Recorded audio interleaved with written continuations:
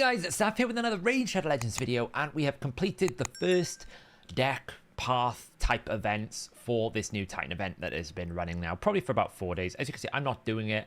I already have a 5-star Mythralis Soul, but anyone who doesn't, I definitely recommend you kind of consider doing it.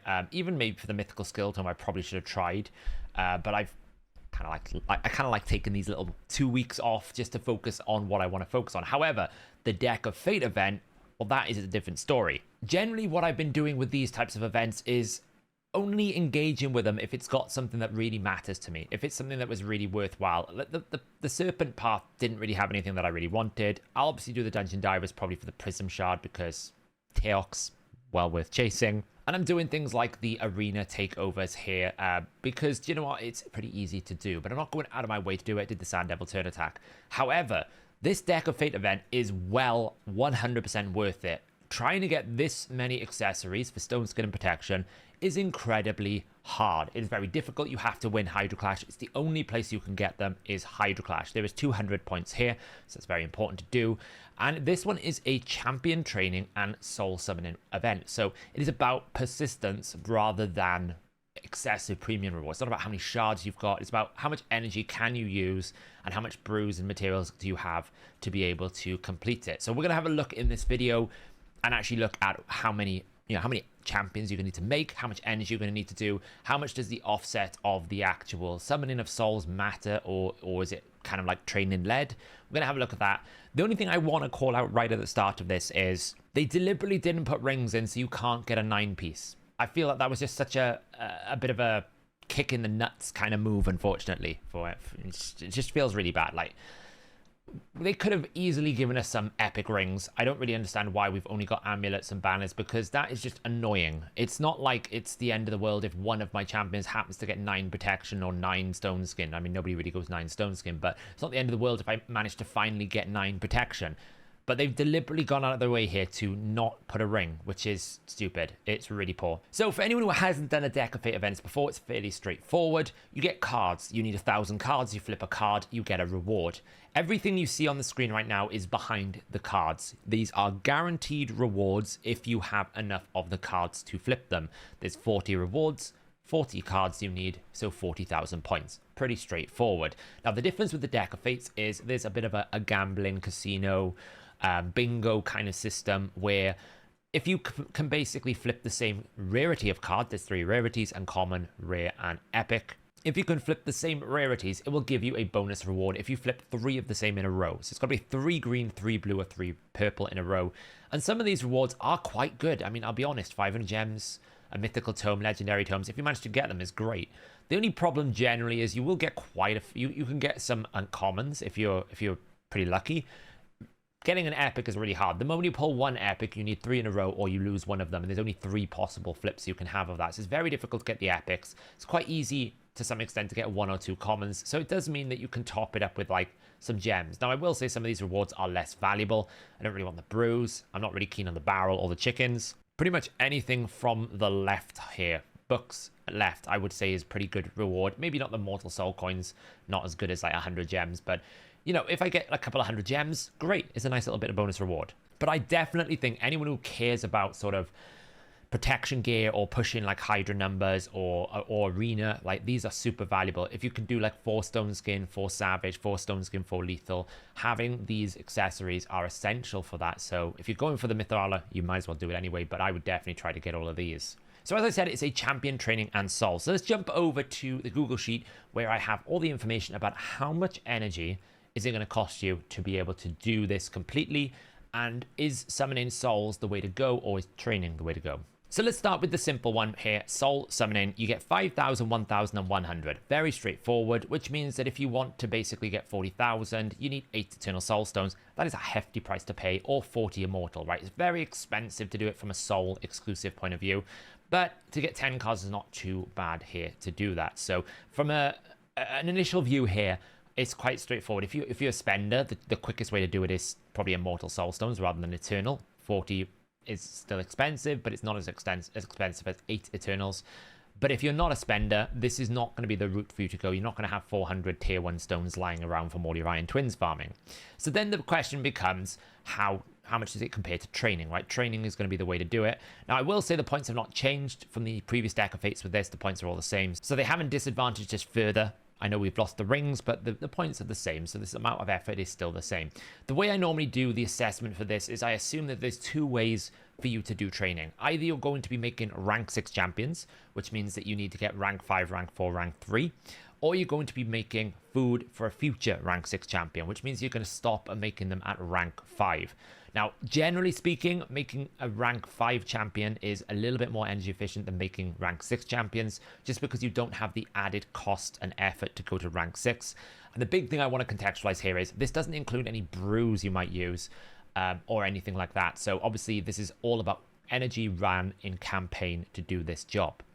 A couple of things to note here. We are going to partially level rank 3s, rank 4s, and rank 5s, and then obviously level up the rank 6 a little bit. So we're factoring these into the equation as well. How much energy do we need to get to here? The numbers, like the levels, will change slightly depending on what forge pass you're on. I'll make sure to put a link at the top left corner here of the video that I did on how to basically pick the best level to stop at depending on what bonuses you have. There's a whole chart there that kind of takes down into detail in terms of like, okay, well, if you've got the raid card, where do you stop? If you've got like forge pass upgraded, where do you stop? What numbers should you partially level to? 10, 15, 21 though, in a general sense, is a good way to go. Don't partially level rank 1 or 2. It's a waste of energy.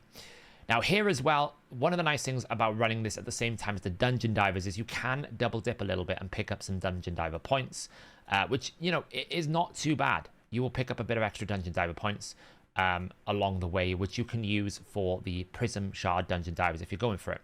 We've got a couple of options here. I could enable the raid card if I want to. I'm not going to, but there is a forge pass going on, and if you bought it, you will be at level 28 at the moment, and you can see it does give you a little bit of bonus, but we're going to assume you don't have it at the moment just for a clean state. So we can put the different flips in here, we can put all the different paths in, and we can work out how much is it going to cost us. So let's have a look here then. So we can see that generally this is the amount of energy we can run. There is two options. You can run 12-3 or 12-6 brutal or 12-6 nightmare. You're always going to run 12-6 nightmare because the defenses are significantly lower on the opponents. And you can see generally nightmare is more energy efficient, but that comes at the cost of mystery shards. So if you need mystery shards to be able to get like uncommons, like you need mystery shards to basically create heroes. If you're lacking those, you need to run brutal.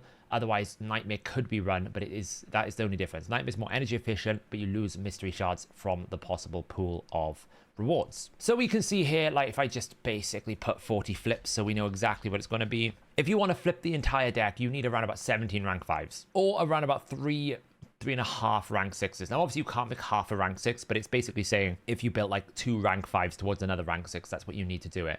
Just making 1 rank 6 is not possible. The way we kind of calculate these is we assume that you start at level 2. So we take all the level 2, all the level 3, and all the partial level 3, all the level 4s, partial level 4, all the level 5s, partial level 5, and so on until we get up to the top. And then we calculate how many points that would reward and how much energy and experience is required. That's the way we calculate these things.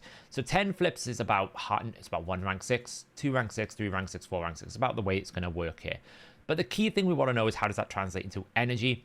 Well, over here we can see the energy options, and this is a bit of a calculator you can use yourself if you want to basically offset your summoning as well. So I can kind of say I've done like, I don't know, I think I did 18 to like 2, 3, something like that. Maybe I did like an extra, like something like this. I think I've done about this, give or take with some training. So I can put these numbers in here. I can say I want 40 cards, and what it's going to do, it's going to tell me, okay, this is how much energy you have left to do. That is the way we're going to do it. But if we basically start from scratch, if all you did was training, if that's all you did, then on Brutal 12-3, if you want to flip the entire deck, we're talking the most efficient ways to make food, and that's going to cost you around about 18,800 energy. It's not cheap. It is not cheap. It's a lot of training. You will probably want to offset your shards for souls if you really want to go 40 deep, but there's absolutely no reason why people can't do 10 deep or 20 deep, right? If you don't want to go all the way, sometimes just flipping 1 card will get you a legendary book. That is the nice thing about this Deck of Fate event. You can get lucky. The bad thing about the Deck of Fate is sometimes if you need those Mithrala points, you have to go very deep. I learned this problem when I went for the Fatalis Blade Master event. I didn't actually want the guaranteed Fatalis, but I wanted the tournament points for Zinogre. I had to go all the way. I had to go all the way. And in the end, I got Fatalis without even wanting to, but that was the reality of that event. Now, obviously, if we switched it to 12-6 Nightmare, you can see it is about a 1.5k energy saving. So it is more energy efficient. Now, what I will say is if you want to go 40 deep, then the bonuses you can get in terms of the raid card and the current Forge Pass is quite good. If we put the Forge Pass on, right now I'm at level 28. I haven't done my weeklies. I think there's a few more I could get. I don't know if I could actually go that much further into the XP boost. Let's just have a little quick look. There's another XP boost at level 41. Currently, I have one more to go with 2 more weeklies. So at 24, which would take me up to so I can do 3 more levels by the looks of it. 1, 2, yeah, so you can't get anything right now, but the weekly is going to reset tomorrow, and you will be able to probably get it all the way to the end. So it's a very good chance that you can do the full Forge Pass at the end. Now, if you put the full Forge Pass on, well, you can see that's going to give you a pretty good saving of energy. It's about 2,000 to 3,000 energy of saving if you get the Forge Pass. And if we put it into Nightmare, it goes down to 13,300. And then if we actually keep going and try to optimize more, and if we say, let's take out a raid card, which is like a subscription you can take out for 1 month, it gives you more silver in the campaign. Well, basically the most energy efficient you can do exclusively through training is about 11,500 energy. That is how much it's going to cost you. Now, this chart will be available in the description and the pinned comment of this video, so you can absolutely use this to your own requirements. You can set the numbers here however you want. And as I said, make sure you check out the video that I posted earlier. I'll post it again in the top left here to basically say that you can use to basically check what kind of partial leveling you can do with the raid card you have and the different bonuses that you are doing. But in essence, the actual probably mean cost is around 16 to 17,000 energy if you don't summon any soul stones. I would recommend you probably pull a few if you've got them, especially if you're holding on to an Eternal. It's probably worth pulling an Eternal. They're never really going to do an Awakening boost on Eternal. Certainly not in the immediate future. So that 5,000 points is a fair amount. Look how much energy it's going to save. It's going to save you about 1,500 energy. It's well worth it. But there you go, guys. That is the deck of Fate events. Let's just jump back in and flip some cards. So I've managed to get 16,000 points so far. I've got 16 flips here. So I'm about, just over a third of the way through. So let's flip. I always like to start at a corner. And we'll see what we get here. Oh, we got 2 blues. Watch this be a green. Absolutely knew it. And the blue will be below it. Oh, there's a purple. Oh, actually, that's a mythical. We've already got 1 mythical. Now, the purples tend to be close together. No, not quite. Oh, can we get a green? Ah, this is the problem. If you start cycling different colors all the time. Oh, there's another purple. So, we're already lost. We've already lost 1 of the purple flips here. I've got 7 more to go. There's the green. There we go. We get a green, 3 in a row. What are we going to get? A Chaos Ore. Not the end of the world, but, it could have been worse. It could have been better. I prefer the gems. Oh, there's another one. We got 2 of the mythical ones. That's really, really good. What else we got here? So, and we actually managed to find a lot of the... If I was going for the Mythmala event, I'd be really happy right now because I've been able to find 20... What is it? 190 of the 200. This would be super efficient if I was going for the Mythmala event. I've just managed to get near enough all of them, apart from 1 green, 1 left. And we've also pulled out 2 of the mythical equipments as well. So the legendary book remains, the void shard remains, and the speed glyph remains, but certainly from the rewards here, that is pretty good going. That does get me some Mithrala rewards, which is,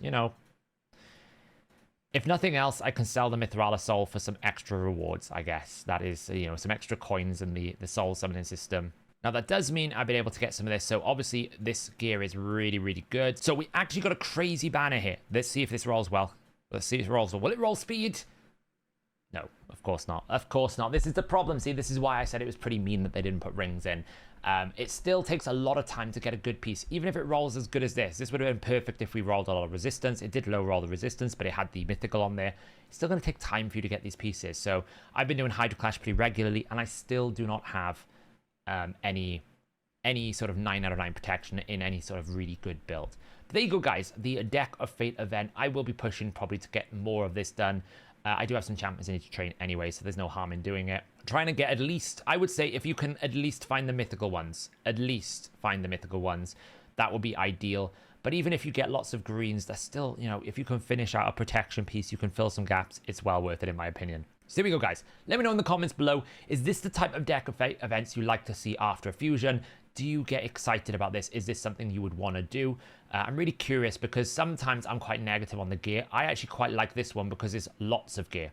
There's plenty of opportunities to get some good pieces. I don't like the lack of rings, but I do like the fact that there's a good volume of gear that is specifically on 2 sets that you can hopefully fill out a lot. I mean, this is, for context for people who don't play Hydra Clash, this here is probably worth around about, I would say, 4 to 5 months of Hydra Clash rewards at a high level. And I say that because this is guaranteed 6-star. You don't get guaranteed 6-star in Hydra Clash. This is guaranteed, which is why it's so valuable. So this is equivalent to about 6 months worth of grinding in Hydra Clash, I would say, in terms of the quality of output of gear. So that's why I think it's a very good event. But I'm really curious to see if this is the type of deck of fate events that you guys really enjoy. So let me know in the comments below, and I will catch you guys in the next video.